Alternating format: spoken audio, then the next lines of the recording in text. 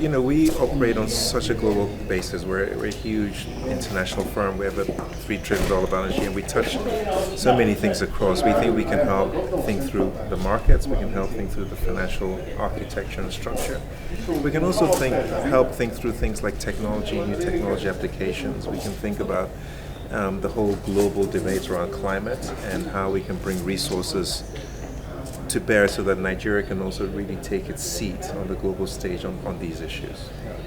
We had representatives of the Bank of America coming to pay their courtesy visit to Mr. President and tell us they were willing to work with Nigeria in addressing most of the financial issues that we might have, that they had some good ideas of things that we could be doing. And in addition to the ideas, actually, where necessary, supporting us with liquidity.